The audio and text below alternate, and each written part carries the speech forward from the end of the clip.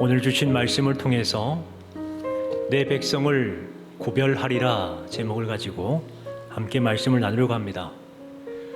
이런 유머가 있습니다. 나비와 벌 그리고 파리가 서로 모여서 자기 자랑을 하기 시작했습니다. 먼저 나비가 이렇게 자랑합니다. 얘들아, 나는 우아한 날개가 있어. 그래서 우아하게 하늘을 날 수 있단다. 이렇게 자랑을 했어요. 그 말을 듣고 있던 벌이 이렇게 말합니다. 얘들아, 나는 아주 빨리 날 수 있는 날개가 있어. 멋지지? 그리고 나는 무서운 침이 있단다. 이렇게 자랑을 했습니다. 나비의 자랑과 벌의 자랑을 듣고 있던 파리가 생각했습니다. 나는 무슨 자랑할 거리가 있지? 도대체 없는 거예요. 고민하다가 파리가 이렇게 말하는 것입니다. 야, 니들이 똥맛을 알아? 오늘 말씀은 애굽에 내려졌던 네 번째 재앙, 파리 재앙입니다. 여러분, 파리 하면 생각나면 나는 것들이 어떤 이미지가 떠오르십니까? 지저분하고 불결하다, 또 귀찮다라는 그러한 생각이 떠오르실 것입니다. 그런데요, 애굽의 파리는 단순하게 귀찮고 불결한 파리가 아닙니다. 무서운 파리지요. 애굽의 나일강이 핏물로 변하는 재앙이 시작됐습니다. 마실 물이 없어서 갈증에 시달렸던 백성들은 땅을 파야 겨우 물을 얻을 수가 있었어요. 물이 썩어서 물고기가 살 수 없고 죽어버린 물고기 떼를 때문에 나일강은 악취로 가득했습니다. 도저히 그 물에서 살 수 없었던 개구리들은 땅으로 올라오게 되죠. 개구리는 땅에서 살 수 있는 그러한 생물이 아닙니다. 그런데 그 땅에 올라왔으니 얼마 살지 못하다가 죽습니다. 그 틈을 타서 이와 벼룩, 모기와 같은 것들이 극성을 부립니다. 부강했던 그 애굽이 기아에 시달리는 가난한 나라, 빈궁한 나라가 되고 말았어요. 요술사들도 자신의 한계를 인정할 수밖에 없었습니다. 그래서 바로 앞에 이는 하나님의 권능이니다 이렇게 이야기를 합니다. 곧 이는 하나님의 손이 하신 일입니다 라고 고백하는 것이죠. 여러분, 하나님의 손은 하나님을 부정하거나 하나님을 거역하는 사람에게는 어김없이 재앙의 손으로 임하셨습니다. 완악했던 바로에게는 재앙의 손으로 임하셨고, 이스라엘 자손의 길을 방해했던 아말렉 족속에게는 심판의 손으로 임하셨습니다. 우상 숭배하고 음탕한 자들, 그들에게는 멸망의 손으로 임하셨죠. 그러나 하나님을 갈망하는 성도들, 하나님을 찾아 나섰던 성도들에게는 자비와 은혜의 손으로 다가오셨습니다. 구체적으로 하나님의 손은 어떤 손일까요? 먼저는 하나님의 손은 구원의 손입니다. 출애굽기 15장 2절 말씀에 보니까 여호와는 나의 힘이요 노래이시며 나의 구원이시로다. 여호와여, 주의 오른손인 원수를 부수시리나이다. 이와 같이 고백하고 있습니다. 주님은 나의 구원이십니다. 주님의 손은 원수를 부서뜨리십니다. 이렇게 고백하고 있습니다. 또한 하나님의 손은 보호의 손입니다. 23장 20절 말씀에 보니까 내가 길에서 너를 보호하여 너를 내가 예비한 곳에 이르게 하리라 말씀하고 있습니다. 하나님께서는요, 우리를 보호해 주신다는 거예요. 또한 예비한 곳으로 이르게 하신다고 말씀하셨습니다. 인도의 손입니다. 출애굽기 7장 4절 말씀에 보면 내가 내 손을 애굽에 뻗쳐 큰 심판을 내리고 내 백성 이스라엘 자손을 그 땅에서 인도하여 낼지라. 주님께서는 인도의 하나님이시죠. 네 번째, 위로의 손이라는 것을 알 수가 있습니다. 엘리야가 노뎀나무 아래에서 타성해졌고 지쳐서 쓰러져 누웠습니다. 그랬을 때 하나님께서는 천사를 보내셔서 어루만져 이르시되 일어나 먹으라. 어루만지셨다는 거예요. 위로를 말하는 거예요. 지쳐있고 또 낙심해 있는 그 심령 위에 어루만지사 위로하셨어요. 또한 치료의 손이라는 것을 알 수가 있습니다. 예수님께서 손을 내밀어서 이렇게 말씀하시죠. 내가 원하노니 깨끗함을 받으라. 그랬더니 즉시 그의 문둥병이 깨끗하여 진지라. 우리 주님의 손은 치료하는 손이십니다.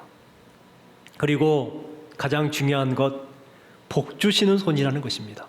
역대상 4장에 보면 야베스의 기도가 기록이 되어 있어요. 내게 근심이 없게 하옵소서 하였더니 하나님이 그가 구하는 것을 허락하셨더라. 야베스가 복을 많이 받은 사람 중에 한 사람인데 이렇게 기도합니다. 주의 손으로 나를 도우사. 하나님께서 나를 환난을 벗어나 근심이 없게 하옵소서. 기도했더니 하나님께서 그 기도를 들으시고 그렇게 응답해 주셨어요. 바로 하나님의 손은 복 주시는 손이라는 것입니다. 뿐만 아니라 하나님의 손은 우리를 이끄시는 손입니다. 여러분 이 사실을 꼭 기억하시기 바랍니다. 하나님의 손은 우리를 이끄시는 손이에요. 지금도 이끄시고 앞으로도 함께 해주실 줄 믿습니다. 이 손을 여러분 의지하시기 바랍니다. 이 손을 의지하는 성도들에게는 반드시 하나님께서 형통하게 하시고 승리하게 해줄 줄 믿으시기를 주님의 이름으로 축원합니다. 본문 20절에 보면 재앙으로 괴로워하던 바로가 향한 곳이 있었습니다. 나일강으로 향했습니다. 조급한 마음에 뭐라도 해야 될 것 같은 그러한 마음이었던 것 같아요. 여호와께서 모세에게 이르시되 아침에 일찍 일어나 바로 앞에 서라. 그가 물 있는 곳으로 나오리니 라고 말합니다. 하나님과 멀어진 사람은 바로와 같이 처량합니다. 이렇게 하나님과 멀어진 사람은 갈 곳도 없고 의지할 곳도 없는 사람이 되는 거예요. 갈 곳이 없어서 방황하던 이 바로는 이미 썩어버린 그 나일강, 죽어 썩어 있는 그러한 냄새가 나는 악취가 나는 곳으로 향했습니다. 그것은 아무런 도움을 얻을 수 있는 곳이 아니었죠. 그러나 바로는 그와 같은 곳으로 향했습니다. 이처럼 처량하게 되고 볼품이 없습니다. 어리석게 됩니다. 한심합니다. 하나님을 떠나 멀리 있는 사람들은 바로 이와 같은 삶을 살아가게 되는 것이죠. 허무한 인생이 되는 것입니다. 모세가 물가에 있던 바로에게 찾아가서 하나님의 뜻을 전합니다. 20절 말씀에 보니까 내 백성을 보내라. 그러면 그들이 나를 섬길 것이니라. 21절 말씀에 보니까 내가 만일 내 백성을 보내지 아니하면 파리떼를 보내리니 애굽 사람의 집집에 파리떼가 가득할 것이며 그들이 사는 땅에도 그러하리라. 이제 모세는 바로를 설득하는 것이 아닙니다. 바로에게 경고하고 있습니다. 하나님의 백성을 보내지 아니하면 파리떼로 가득 채우겠다라고 경고하고 있는 것입니다. 당시 애굽에는 파리가 극성이었습니다. 그래서 이집트 사람들을 보면 남녀 할 것 없이 눈에 화장을 해요. 눈에 아이섀도우 화장을 까맣게 합니다. 이것이 예뻐 보이라고 하는 것일까요? 아니에요.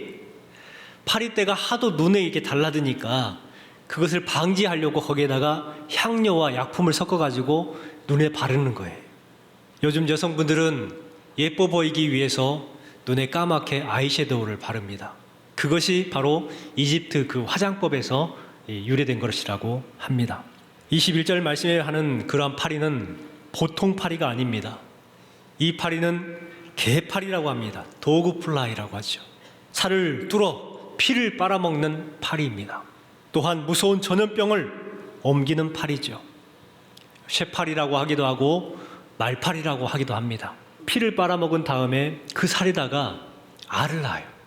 그러면 그 살 속에서 유충이 이제 부화하게 되고 그 유충이 계속해서 그 살을 뜯어먹고 사는 거예요. 얼마나 고통스럽겠어요. 그러한 파리가 가득하니 얼마나 무서웠겠어요.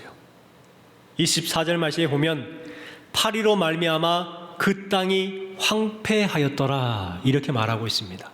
우리가 생각하는 파리는 그냥 귀찮아서 쫓는 파리, 음식물에 묻으니까 불결함이니까 쫓는 파리, 이렇게 생각하잖아요. 그런데 애굽의 파리는 그게 아니에요. 사람을 죽이는 파리예요. 그러한 파리가 가득하니까 그 땅이 황폐하게 되었다는 거예요. 그만큼 무서운 파리라는 것을 알 수가 있습니다. 10장 7절 말씀에 보면 이렇게 말하고 있습니다. 어느 때까지 이 사람이 우리의 함정이 되리이까? 그 사람들을 보내어 그들의 하나님 여호와를 섬기게 하소서. 왕은 아직도 애굽이 망한 줄을 알지 못하시나이까? 여러분, 애굽이 어떻게 됐다고요? 바로의 신하들이 왕에게 이야기하는 거예요. 왜 왕은 아직도 알지 못하십니까? 애굽이 망했습니다, 이 말이에요. 단순히 이나 개구리나 파리와 같은 그러한 좀 귀찮은 것들이 임한 재앙이 아니라 나라가 가난한 나라, 빈궁한 나라가 되었고 망하는 나라가 되었다는 거예요. 무서운 재앙이라는 것이죠. 애굽 사람들은 배고픔과 공포와 무서움으로 하루하루의 삶을 살아가야 했습니다. 살 수 없는 땅이 돼버린 거죠. 자, 그런데 22절 말씀에 보면은 애굽이 당하는 재앙, 애굽 사람들이 당하는 재앙과 조금 다른 말이 쓰여 있습니다. 우리 같이 한번 읽어볼까요? 22절, 23절입니다. 그날에 나는 내 백성이 거주하는 고센 땅을 구별하여 그곳에는 파리가 없게 하리니 이로 말미암아 이 땅에서 내가 여호와인 줄을 네가 알게 될 것이라. 내가 내 백성과 내 백성 사이를 구별하리니 내일 이 표징이 있으리라 하셨다 하라 하시고, 애굽 사람들은 공포와 배고픔에 시달리고 있는데 이제는 다르다는 거예요. 첫 번째 재앙부터 세 번째 재앙까지는 이스라엘 사람들도 같이 당했어요. 하지만 네 번째부터는 다르다는 거예요. 22절에 보니까 고센 땅을 구별하여 라고 말합니다. 23절에는 내 백성과 내 백성 사이를 구별하겠다는 것입니다. 곧 애굽 사람과 이스라엘 사람들을 구별하겠다는 거예요. 여러분, 하나님은요 구별하시는 분이에요. 구별받는 것이 얼마나 큰 은혜입니까? 애굽 사람들이 그 어려움을 당하고 있는 가운데에 구별하셔서 그 어려움을 당하지 않게 해주시겠다는 하나님의 그 약속, 얼마나 귀한 약속입니까? 그동안 재앙은 이스라엘 백성들도 같이 당했지만 이젠 아니라는 거예요. 구별하겠다. 바로 구별받는 것이 축복인 줄 믿습니다. 여러분은 이 세상 가운데서 구별받은 성도들입니다. 성도라는 것이 무엇입니까? 구별됐다는 거예요. 그래서 이전에 나왔습니다. 여러분은 이미 하나님의 놀라운 복을 받고 계신 줄 믿습니다. 구별받은 것이 은혜라니까요. 파리 재앙을 통해서 우리에게 주는 교훈이 무엇일까요? 먼저는 우리 하나님의 구별된 백성이라는 것을 우리에게 알려주고 있습니다. 하나님은 사람을 차별하지 않으세요. 그러나 하나님은 사람을 구별하십니다. 여기에서 구별한다는 것은 다르게 대우를 한다는 것을 말씀합니다. 이스라엘 자손이 살고 있었던 고센 땅에는 파리 재앙이 내리지 않았어요. 고센 땅은 어떤 땅입니까? 애굽 사람들이 천하게 여겼던 땅이 고센 땅이란 말이에요. 그런데 지금 어떻게 변했다고요? 차별받던 땅이 성결된 땅이 됐다는 거예요. 천대받던 그 땅이 어떤 땅이 됐다는 거예요? 부러움의 땅이 됐다는 거예요. 구별받는 은혜가 여기에 있습니다. 차별받던 그동안의 삶에서 이제는 성별된 백성이 되었고, 그동안에 천대받았던 그 백성에서 이제는 부러움의 백성이 되었다는 거예요. 우리가 살고 있는 전남 지역은 과거의 군사정권과 정치인들의 지역감정 유발 때문에 소외받았던 땅이었습니다. 그래서 내놓을 만한 개발된 것도 없고 공장이라든지 사업도 없어요. 그야말로 소비도시예요. 또 주변에는 논과 밭으로 가득합니다. 그래서 한간에 어떤 사람들은 버려진 땅이다 라고 말을 하기도 합니다. 여러분, 그런데 지금은 어떻습니까? 아름다운 자연이 있는 곳, 그리고 도로가 매끈하게 반듯하게 잘 뚫린 곳이 되었습니다. 환경 오염이 가장 없는 곳이고 나라 전체 가운데 장수하는 사람들이 가장 많은 지역이 이 전남 지역입니다. 이제는 버려진 땅이라고 하지 않습니다. 아껴둔 땅이라고 합니다. 하나님은 지금도 우리를 구별하고 계셔요.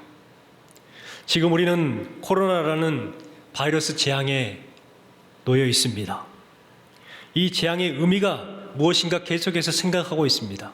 그런데 이 재앙은요, 바로 하나님의 구별하심이 있다는 것을 알아야 합니다. 이 재앙을 통해서 교회인 것과 교회가 아닌 것을 구별하고 계십니다. 이 재앙을 통해서 구원받은 참 성도들과 거짓 성도들을 구분하고 계십니다. 이 재앙을 통해서 악은 더 악하게 만드셨고 선한 것은 더욱 선하게 만드셨고 진실하게 만들고 계십니다. 하나님은 구별하고 계신다는 거예요. 그렇다면 무엇으로 구별하고 계시느냐? 먼저는 하나님의 백성으로 구별하신다는 것입니다. 20절 말씀에 보면 내 백성을 보내라 분명하게 말씀합니다. 하나님은 계속해서 이스라엘 백성들을 향해서 내 백성이라고 외치고 있습니다. 바로의 백성이 아니다, 바로의 노예가 아니다라는 걸 계속해서 내 백성이라고 말씀하고 있습니다. 우리도 하나님의 백성으로 구별받았습니다.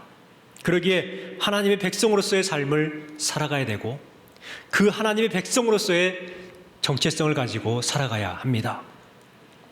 에베소서 2장 19절 말씀에 보니까 그러므로 이제부터 너희가 외인도 아니요 손도 아니요 오직 성도들과 동일한 시민이요 하나님의 권속이라 말씀하고 있습니다. 외인이 아니라는 거예요. 손님도 아니라는 거예요. 누구예요? 성도들과 동일한 시민이요 하나님의 권속이다. 여러분, 권속이 무엇입니까? 가족이라는 게 가족. 하나님의 가족이라는 거예요. 우리는 하나님의 권속입니다. 하나님의 가족입니다. 하나님의 시민입니다. 하나님은 우리를 이와 같이 구별하셨어요. 두 번째는 예배자로 세우기 위해서 구별하셨습니다. 20절 말씀에 보면 그들이 나를 섬길 것이니라 이렇게 말씀하고 있잖아요. 여러분, 그들이 나를 섬긴다는 것은 뭐냐면 하나님을 섬긴다는 거예요. 하나님을 섬긴다는 것은 하나님 앞에 예배를 드리는 사람이라는 것을 말씀하고 있습니다. 바로 예배자가 되게 하시기 위해서 구별하셨다는 거예요. 하나님께서 우리를 구별하시는 첫 번째 이유는요, 우리에게 복을 주시거나 우리를 형통하게 하시거나 이 세상에서 잘되게 하시기 위해서 구별하신 것도 있지만 가장 중요한 것은 예배를 드리게 하기 위해서 구별하셨다는 것을 알아야 합니다. 그렇게 선택받고 구별된 사람만이 예배자가 될 수가 있습니다. 세 번째는 보호하기 위해서 구별하셨죠. 보호하기 위해서. 고센 땅을 구별하여 그곳에는 파리가 없게 하리니 라고 말합니다. 보호하신다는 거예요. 여러분, 파리가 막는 것이 있어야 이렇게 안 가잖아요. 백성들이 살고 있는 그 땅에는 파리로 가득 차 있는데 왜 고센 땅에는 파리가 없었을까요? 눈에 안 보이는 무엇인가 있었겠죠. 바로 하나님의 보호하심이 있었기 때문에 그래요. 하나님이 보호해 주셨더니 파리 재앙이 내리지 않았습니다. 뿐만 아니라 악질, 독종, 우박, 흑암, 메뚜기, 장자 죽음까지 그 어떤 재앙도 막아주셨어요. 이 말은 무슨 말이냐면 하나님께서 구별하여 보호해 주셨다는 것을 알 수가 있습니다. 우리를 보호하시고 우리를 예배자로 세우셨습니다. 우리를 구원받게 하셨습니다. 이것이 바로 하나님의 구별하심이죠. 하나님의 백성된 성도로서의 특권을 누리시기를 주님의 이름으로 축원합니다. 그런데 바로는요, 성도들에게 특권을 누리지 못하도록 계속해서 방해합니다. 오늘 말씀에 보면 바로의 타협안이 기록되어 있습니다. 어떤 타협을 하냐면 이 땅에서 예배를 드려라. 그냥 이 땅에서 예배를 드리라는 거예요. 말씀에 이렇게 기록합니다. 바로가 모세와 아론을 불러 이르되 너희는 가서 이 땅에서 너희 하나님께 제사를 드리라. 애굽 땅에서 예배를 드려라. 뭐 귀찮게 가느냐. 참 그럴듯합니다. 편리하게 예배를 드리는 것 너무나도 그럴듯합니다. 그런데 이것도 유혹이죠.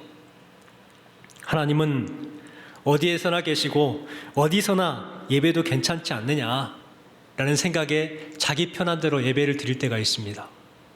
그런데요, 중요한 것은 뭐냐면 아무 데서든지 예배를 드릴 수 있어요.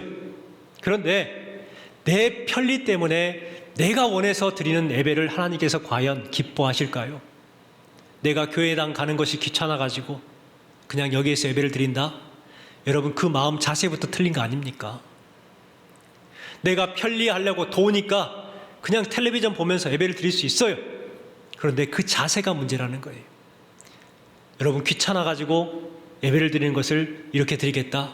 이것은요, 엄밀히 따지면 하나님을 업신여기는 거예요. 코로나와 같은 재앙 때문에 어쩔 수 없이 피치 못해서 나갈 수 없는 가운데에 그래도 예배를 드리고자 하는 마음 가운데에 예배를 가정에서 드리는 것, 그것은 하나님께서 받으시고 또 기뻐하실 거예요. 그런데 나 편하려고 이것은 하나님께서 원하시는 예배가 아닌 것이죠. 사단은 계속해서 괜찮다고 합니다. 아무렇게 드려도 된다. 그냥 적당하게 종교 생활하면 된다라고 말을 합니다. 어떤 분이 카톨릭으로 옮긴다고 그래요. 그러니까 이분은 교리적인 것이나 뭐 다른 것을 때문에 가는 게 아니라 자기 편하기 때문에 가려고 하는 거예요. 성당에 가면은 헌금 강조도 안 한다고 그러지, 결석에도 신부님들이 전화도 안 한다고 그러지, 술을 마셔도 되고 담배를 피워도 당당하게 들어갈 수 있지, 모든 것이 다 괜찮다는 거예요. 제사를 드려도 괜찮다는 것이죠. 얼마나 편하겠습니까? 부담 없이 그냥 적당하게 종교 생활을 할 수 있는 곳이 그런 곳이라고 생각을 한 거예요. 그래서 갔어요. 갔는데 몇 달 만에 다시 돌아왔어요. 내 편한 대로 내가 하고 싶은 대로 다 하다가 그냥 종교 생활만 하면 때가 되면 구원받겠지, 때가 되면 천국 가겠지. 여러분, 그것은 인간적인 생각 아닐까요? 바로의 유혹이 바로 그와 같은 유혹입니다. 이 애굽 땅에서 그냥 예배를 드려라, 편하게 예배를 드리라는 거예요. 그 바로의 유혹에 모세가 대답합니다. 26절 말씀 같이 한번 읽어보겠습니다. 모세가 이르되 그리함은 부당하니이다. 우리가 우리 하나님 여호와께 제사를 드리는 것은 애굽 사람이 싫어하는 바인즉 우리가 만일 애굽 사람의 목전에서 제사를 드리면 그들이 그것을 미워하여 우리를 돌로 치지 아니하리이까. 아멘. 모세가 뭐라고 합니까? 그리함은 부당하니라. 그렇게 하면 이치에 맞지 않다는 거예요. 이건 있을 수 없다는 거예요. 강한 부정입니다. 그리고 또한 설명합니다. 그렇게 하는 것은 애굽 사람들의 싫어할 겁니다. 애굽 사람들의 목전에서 제사를 드리면 그들이 우리를 미워해서 돌로 치려 할 것입니다. 이렇게 이야기를 하고 있는 거예요. 이 말이 무슨 말일까요? 당시 애굽 사람들은 동물들을 섬기는 사람들이었습니다. 소를 섬기고 개구리를 섬기고 갖가지 동물들 형상을 만들어 놓고 섬기는 사람들이었어요. 그런데 이스라엘 자손들은 어떤 사람입니까? 애굽 사람들이 섬기는 그 동물들을 잡아다가 제단에서 번제해가지고 드리는, 제사를 드리는 사람들이 이스라엘 자손들이에요. 그러면 애굽 사람들이 볼 때 자신들의 신을 죽이는 거잖아요. 그러면 가만히 두겠어요? 소를 섬기는 사람들이 소를 잡아가지고 번제를 드리는 모습을 보고 가만히 있겠어요? 아마 돌로 던져서 치려고 할 겁니다. 바로 이 말인 거예요. 이 말은 곧 애굽에서는 하나님 앞에 예배를 드릴 수 없습니다. 애굽이라는 땅은 우상 숭배의 땅이기 때문에 절대로 예배를 드릴 수 없습니다 라고 지금 이야기를 하고 있는 거예요. 여러분, 우리도 좀 이 모세와 같이 담당하게 이야기되지 않을까요? 그리함은 부당하니이다. 야, 뭐 그냥 편하게 신앙생활하면 되지, 그냥 집에서 예배를 드려. 여러분, 그러한 말을 들었을 때 여러분 어떻게 대답하십니까? 모세처럼 당당하게 그리함은 부당하니이다. 그럴 수 없습니다. 이렇게 당당하게 대답해야 되지 않을까요? 두 번째, 바로의 타협은 너무 멀리 가지 말라고 말합니다. 28절 말씀을 같이 읽겠습니다. 바로가 이르되 내가 너희를 보내리니 너희가 너희 하나님 여호와께 광야에서 제사를 드릴 것이나 너무 멀리 가지는 말라. 그런즉 너희는 나를 위하여 간구하라. 너무 멀리는 가지 말라. 이 말은 무슨 말입니까? 너무 깊이 빠지지 말라는 거예요. 너무 유별나게 믿지 말라는 거예요. 적당하게 믿으라는 거예요. 너무 멀리 가지 마라. 너무 빠지지 마라. 교회 신앙생활 하시는 성도들을 보면 네 가지로 나눌 수 있답니다. 먼저는 발목만 담가놓고 신앙생활 하시는 성도들이 있습니다. 이분들은 교회를 왔다 갔다 합니다. 왔다 갔다만 해요. 그리고 두 번째는 무릎까지 담그시는 분들이 있어요. 기도도 하시고 찬양도 하십니다. 그런데 가치관에 변화는 없어요. 가슴까지 담그고 다니시는 성도님들이 있대요. 이분들은 하나님의 말씀에 은혜도 받아요. 또 나름대로 교회 생활의 유익을 알고 있습니다. 그런데 온전하게 맡기지는 못하는 거예요. 늘 불안해요. 머리로 생각하면서 늘 근심해요. 네 번째, 온몸을 담그고 신앙생활 하시는 분들이 있어요. 수응하듯이. 이러한 분들은 온전히 맡겨놓고 삶을 살아갑니다. 여러분, 우리는 적당히 믿고 멀리 가지 말라는 그 타협 앞에 노 할 수 있는 당당함이 필요하지 않을까요? 29절에 보면 모세의 당당함이 기록되어 있습니다. 같이 읽겠습니다. 모세가 이르되 내가 왕을 떠나가서 여호와께 간구하리니 내일이면 파리떼가 바로와 바로의 신하와 바로의 백성을 떠나려니와 바로는 그 백성을 보내어 여호와께 제사를 드리는 일에 다시는 거짓을 행하지 마소서. 최고의 권력자 앞에서 내가 파리를 내어 쫓겠습니다. 내일 이맘때면 파리는 없어질 겁니다. 당당하게 이야기를 했어요. 뿐만 아니라 최고의 권력자 앞에서 당신 거짓말하지 마, 이렇게 하고 있는 거예요. 당신 거짓말하지 마. 여러분, 우리는 이 모세와 같은 당당한 신앙인들이 되어야 될 줄 믿습니다. 우리는 세상과 타협하다 보면 늘 어깨를 늘어뜨릴 수밖에 없습니다. 또한 부끄럽게 살아갈 수밖에 없습니다. 이제는 모세와 같이 당당하게 신앙생활 했으면 좋겠습니다. 이 코로나의 재앙의 의미를 여러분 꼭 기억하시기 바랍니다. 파리 재앙을 통해서 애굽 백성들과 이스라엘 백성들, 애굽 땅과 고센 땅을 구별하셨던 것처럼 우리에게 내리는 이 코로나 재앙을 통해서 분명 참 성도와 거짓 성도를 구별하고 있고, 악한 것과 선한 것을, 그리고 이단과 진리를 구별하고 있다는 것을 기억하시기 바랍니다. 여러분, 진리 앞에 서시고 주신 말씀처럼 당당하게 신앙생활 하심을 통해서 하나님께서 주시는 참된 구별의 은혜와 은총을 누리시는 여러분 되시기를 주님의 이름으로 축원합니다.